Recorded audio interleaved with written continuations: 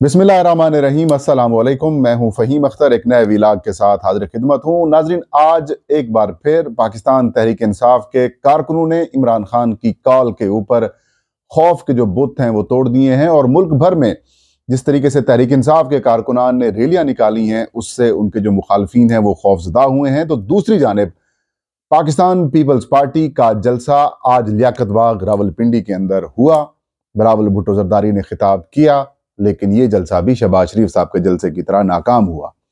रावलपिंडी चाह क्या रहा है? रावलपिंडी क्यों मुस्लिम लीग नून और पीपल्स पार्टी को 2 दिनों के अंदर मुस्तरद कर दिया है?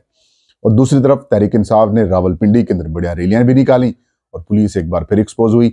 इसके ऊपर गुफ्तगू करेंगे और आपको बताएंगे कि मुल्क भर के किस किस शहर के अंदर तहरीक इंसाफ की रैलियां हुई हैं और क्या क्या उसका इम्पैक्ट सामने आया है। नाज़रीन, आज तहरीक इंसाफ यानी कि जो आज की तारीख है 28 जनवरी 2024, आज से तहरीक इंसाफ ने मुल्क भर में अपनी जो इंतखाबी मुहिम है वो शुरू कर दी है। अब तहरीक इंसाफ की रैलियां निकली हैं तो परेशानी बढ़ गई है। परेशानी अब इस तरह की बढ़ गई है कि मैं ट्रेंड देख रहा था सोशल मीडिया के ऊपर। एक कराची के अंदर एक बदकिस्मती से एक वाकया हुआ है और उसके अंदर एक SHO साहब के ऊपर तशद्दुद हुआ है। उसको जवाज बनाकर प्रोपेगेंडा किया जा रहा है, देखिए ये 9 मई वाली पार्टी है और उसने ये हरकतें शुरू कर दी हैं।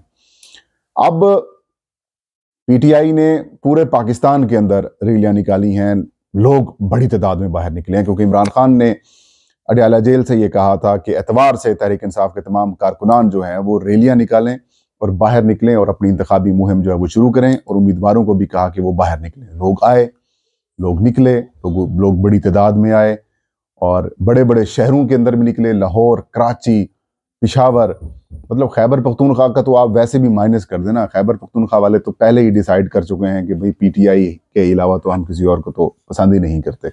अवामी नेशनल पार्टी की भी चीखें निकली हुई हैं, वहाँ पर मौलाना फजल रहमान साहब भी परेशान है। पख्तूनख्वा के अंदर जो है वो PTI को छोड़ने वाले जो परवेज़ खटक साहब हैं, पाकिस्तान तहरीक इंसाफ पार्लियामेंटेरियन जो उन्होंने जमात बनाई है, वो भी बड़े परेशान हैं। उनकी घबराहट परेशानी जो है वो सामने नज़र आ रही है। तहरीक इंसाफ को आज़ाद करने के बावजूद, यानी कि तहरीक इंसाफ की से इंतखाबी निशान छीनने के बाद उनके जो उम्मीदवारान हैं उनको आज़ाद करने के बावजूद भी इनकी गेम नहीं बन पा रही। आज सियालकोट के अंदर मुस्लिम लीग नून का एक अच्छा जलसा जो है वो सामने आया, एक बड़ा जलसा सामने आया, लेकिन बताया ये जा रहा है कि जो ग्राउंड है वो छोटा बनाया गया था ताकि लोग मैक्सिमम तादाद में नज़र आ सकें। इसमें तो कोई शक नहीं है कि मुस्लिम लीग नून भी पाकिस्तान के अंदर, बिलखुसूस सेंट्रल पंजाब के अंदर जो है कि बड़ी सियासी जमात के तौर पर मौजूद है और वो गर्दानी जाती है। और अगर अभी भी साफ, शफाफ और मुनसफाना इंतखाबात होते हैं और फ्री एंड फेयर इलेक्शंस होते हैं और उसके अंदर पाकिस्तान तहरीक इंसाफ को भी उसी तरह से आज़ादी मिलती है जिस तरीके से नून लीग और पीपल्स पार्टी को दी जा रही है, तो भी तमाम हालात के बावजूद मुस्लिम लीग नून जो है वो कम अज़ कम 2 से 3 दर्जन कौमी असम्बली की नशिस्तें जो है वो इस वक्त भी तमाम तर अपनी 16 महीने की नाकिस कारकर्दगी जो हुकूमत उनको मिली थी शहबाज शरीफ साहब को, जिसके बारे में वो कहते हैं अपना जंग न्यूज़ के जो एक सहाफ़ी हैं उन्होंने कॉलम के अंदर लिखा था कि मुस्लिम लीग नून के लिए या मियाँ नवाज शरीफ के लिए जो शहबाज शरीफ हैं वो उस्मान बुज़दार साबित हुए हैं। बावजूद उसकी मज़हर अब्बास साहब का वो कॉलम था, उसके अंदर मैंने पढ़ा था। तो मतलब ये कि आप उसको रूल आउट नहीं कर सकते। लेकिन रावलपिंडी ने जिस तरीके से पीपल्स पार्टी को आज रिजेक्ट किया है, कल इन्होंने शहबाज शरीफ को रिजेक्ट किया था, तो ये बड़ी अलार्मिंग किस्म की सूरत हाल है। मतलब आपको तमाम इंतजामिया की सपोर्ट हासिल थी, आपको इंतजामिया मुसलसल आपको फैसिलिटेट कर रही थी, सिक्योरिटी भी दे रही थी और कोई रोक रुकावट नहीं थी। रावलपिंडी से जल्द आपकी रैली आई, आपकी इस्लामाबाद से रैली आई, आपकी गुजर खान से रैली आई और बड़े इलाकों से आपकी रैलियां आई। खुद बिलावल भुट्टो जरदारी साहब ने खिताब किया, लेकिन बिलावल भुट्टो को भी पिंडी ने रिजेक्ट कर दिया है। कल शहबाज शरीफ को रिजेक्ट किया था। इनफैक्ट कल शहबाज शरीफ को और मरियम नवाज दोनों को, मरियम को एबटाबाद में रिजेक्ट किया गया और पिंडी में शहबाज शरीफ साहब को रिजेक्ट किया गया। तो बड़ी एक कहानी सामने आ रही है कि भाई तो फिर अवाम किसके साथ है और बिलखुसूस रावलपिंडी की अवाम किसके साथ है। और आज जो एक बड़ा फिनोमेना हुआ कि तहरीक इंसाफ की कॉल के ऊपर, इमरान खान साहब की कॉल के ऊपर पूरे पाकिस्तान के अंदर रैलियां निकली, पिंडी के अंदर भी रैली निकली। एक तरफ पीपल्स पार्टी को फैसिलिटेट किया जा रहा था, दूसरी तरफ तहरीक इंसाफ के कारकुनों को उनके इलेक्शंस ऑफिस से लोगों को उठाया जा रहा था, पंजाब पुलिस, रावलपिंडी पुलिस की तरफ से। और जहां जहां पीटीआई वाले रैलियां निकालते थे वहां पर पुलिस वाले पकड़ लेते थे, उनको गिरफ्तार कर लेते थे, उनके ऊपर डंडे बरसाते थे, उनसे झंडे छीन लेते थे। और जो लोग मोबाइल फोन के ऊपर फुटेजेस बनाते थे उनसे भी बदतमीजी की जाती, उनसे मोबाइल फोन छीन लिए जाते थे। तो ये क्या चीज को शो कर रहा है? ये इस चीज को शो कर रहा है कि हमारे जो साहिबान इक्तदार हैं वो ये चाहते हैं कि तहरीक इंसाफ किसी तौर के ऊपर भी इंतखाबी अमल में नजर ही ना आए। मतलब मुस्लिम लीग नून और पीपल्स पार्टी के लिए 90s वाली जो सियासत है वो पैदा करने की कोशिश की जा रही है। क्या हमारे जो साहिबान इक्तदार हैं क्या वो 2024 में नहीं रहते? क्या उनकी जो अप्रोच है या जो उनकी जो ये वो समझ रहे हैं कि क्या पाकिस्तान को 2024 वाले पाकिस्तान को, जिसमें सोशल मीडिया है, जिसमें डिजिटल मीडिया है, जिसमें व्हाट्सएप, फेसबुक, यूट्यूब, ट्विटर, मतलब इंस्टाग्राम और बड़ी और जो सोशल मीडिया साइट्स हैं वो मौजूद है, जब इंटरनेट की रसाई मौजूद है, तो वो क्या ये सोच रहे हैं कि क्या 2024 वाला पाकिस्तान जो है वो 1990 वाला या 1995, 96, 97 वाला हम पाकिस्तान बना लेंगे, जिसमें सिर्फ 2 सियासी जमातें होंगी और तीसरी सियासी जमात को हम पनपने ही नहीं देंगे। और ये सिलसिला काफी अरसे से चलता रहा। पहले पीपल्स पार्टी नून लीग, मतलब 10 साल इनको दे दिए जाते थे, फिर 8-10 साल जो है वो एस्टैब्लिशमेंट आ जाती थी मार्शल लगा के। क्या अब अप्रोच वही इख्तियार की जा रही है? बदकिस्मती से असरात यही नजर आ रहे हैं, वाकयात यही नजर आ रहे हैं और सिमत भी यही नजर आ रही है।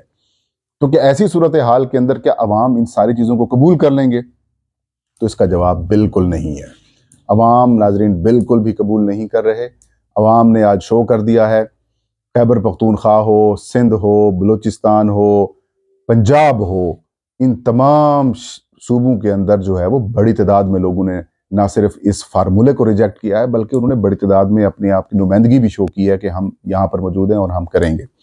और जो लाठी चार्ज, जो रोला रप्पा किया गया है, उसके बावजूद लोगों ने खौफ के बुत तोड़े हैं। फैसलाबाद हो, लाहौर हो, मुल्तान हो, आप नाम लें शहरों के, आप वहाँ तहरीक इंसाफ के कारकुनों ने जो है वो रैलियां निकाली हैं। रावलपिंडी के अंदर तो बड़ी ज़बरदस्त किस्म की दिलचस्प सूरत हाल थी कि एक तरफ पुलिस जो है वो मुकम्मल प्रोटोकॉल दे रही है बिलावल साहब को, पीपल्स पार्टी को, और दूसरी तरफ पीटीआई वाले लोग झंडे भी उठाते हैं तो उनको उठा लिया जाता है। तो एक बड़ी खौफनाक किस्म की सूरत हाल है। और ऐसी सूरत हाल के अंदर बदकिस्मती से इलेक्शन कमीशन ऑफ पाकिस्तान का जो किरदार है वो किरदार जो है वो बड़ा ही मायूस कुन है, बड़ा ही इसे कह सकते हैं कि अफसोसनाक किरदार है कि जिस इलेक्शन कमीशन को साफ शफाफ मुनसफाना इलेक्शंस के लिए कराने हैं वो इलेक्शन कमीशन जानिबदार होके 1-2 जमातों को सपोर्ट कर रहा है और एक सियासी जमात को जो है वो पकड़ के उसने कटहरे में खड़ा किया हुआ है। और तनकीद करते हैं, सच बताते हैं तो इश्यूज पैदा हो जाते हैं। खैर, हमने तो हक और सच का साथ नहीं छोड़ना और हमने हक और सच की बात करनी है। तो ऐसी सूरत हाल के अंदर अगर आप ये समझते हैं कि 2024 के इलेक्शंस जो हैं वो साफ शफाफ और मुनसफाना होंगे तो ये गलत है। साफ शफाफ और मुनसफाना इलेक्शंस तो किसी सूरत भी नहीं हो रहे। ये गैर शफाफ, गैर मुनसफाना है, ये जानिबदाराना इलेक्शंस हो रहे हैं और इसको मेरे ख्याल में लोग एक्सेप्ट नहीं करेंगे। अगर आप ये समझते हैं कि 8 फरवरी 2024 के इलेक्शंस के बाद जो हुकूमत बनेगी उसको अवामी मैंडेट हासिल होगा तो ये बात भी बिल्कुल गलत है। और इससे अगर आप ये समझते हैं कि इन इंतखाबात के बाद मुल्क में सियासी अदम इस्तेकाम ख़त्म होगा और मुआशी अदम इस्तेकाम जो है वो ख़त्म हो जाएगा, तो इससे ना तो सियासी इस्तेकाम पैदा होगा और ना ही मुआशी इस्तेकाम पैदा होगा। माजरत के साथ ये हकीकत है, क्योंकि जब आप एक पाकिस्तान की एक बड़ी जमात को इलेक्शंस में नहीं दाखिल होने दे रहे तो आप कैसे मुमकिन है कि आपके इलेक्शंस को लोग तस्लीम कर लेंगे? अवामी मैंडेट जो होगा तो वो तो स्ट्रीट्स के ऊपर होगा, लोगों के पास होगा, तो फिर आप किस तरफ जा रहे हैं? तो दूसरी और इंटरेस्टिंग बात ये कि आज पीटीआई की रैलियों ने जो खौफजदा किया है, ये खौफ का आलम ये है, अब सिर्फ एक अंदाज़ा करें कि आज कंपेन के लिए तहरीक इंसाफ के लोग निकले हैं, कंपेन के लिए तहरीक इंसाफ के लोग निकले। जब ये लोग वोट डालने के लिए निकलेंगे और बड़ी बड़ी लंबी लंबी लाइनें होंगी, बड़ी बड़ी लंबी लंबी लाइनें जब लगी हुई होंगी पोलिंग स्टेशंस के ऊपर, तो फिर आप मुझे बताएं उस दिन क्या इनको बर्दाश्त होगा?